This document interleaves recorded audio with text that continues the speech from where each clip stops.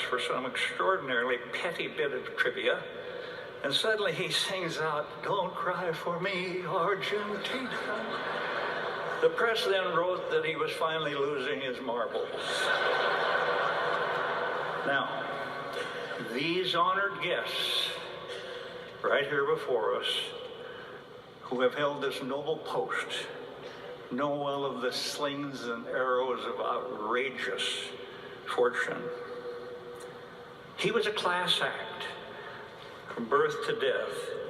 He housed the strong sinews in mind and body gained from that extraordinary mother. We compared our mothers as velvet hammers, of course, and certainly most awesome fathers. The history books will and are treating him most fairly, while uncovering some other powerful traits: his great competitiveness, his raw courage, and his self-discipline. Recall the Andrews Air Base conclave, where congressional participants drafted a remarkable bill that dealt with two-year budgeting, entitlement reform, comprehensive and catastrophic health care, Social Security solvency, and much more. But it required a critical ingredient called revenue, translated into the word taxes, translated into the words, "read my lips." And the group went to George and said, "Look, we can get this package done, but we must have some revenue." And he said, I'll never forget, he said, "What I have said on that subject sure puts a hell of a lot of heat on me." And then they all said, "Yes, but we can get it done, and it will be bipartisan." And George said, "Okay, go for it, but it will be a real punch in the gut."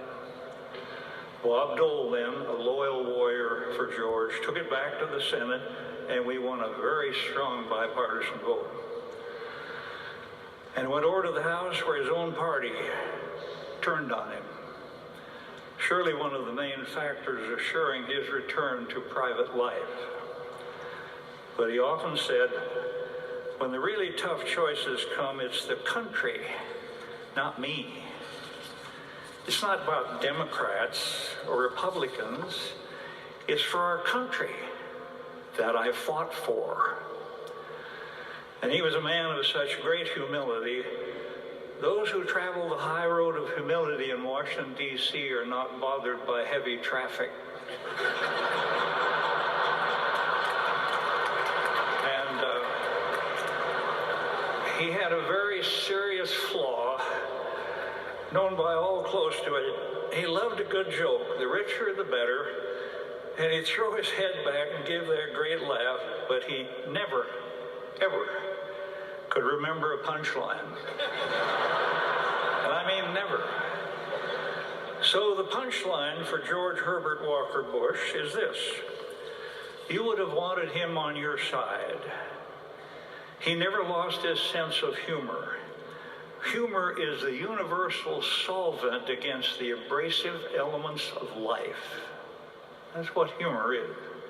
He never hated anyone. He knew what his mother and my mother always knew: hatred corrodes the container it's carried in. The most decent and honorable person I ever met was my friend George Bush, one of nature's noblemen. His epitaph, perhaps just a single letter, the letter L for loyalty. It coursed through his blood. Loyalty to his country, loyalty to his family, loyalty to his friends, loyalty to the institutions of government, and always, always, always a friend to his friends. None of us were ready for this day. We mourn his loss from our own lives and what he was to each of us. That is so personal, so intimate, so down inside. It would have been so much easier to celebrate his life with him here, but he is gone, irrevocably gone. So now we have loosed our grip upon him. but we shall always retain his memory in our hearts. God has come now to take him back. We all knew on one unknown day he would return to his God. Now we give him up. We commend him to your loving hands. Thank you for him. God rest his soul.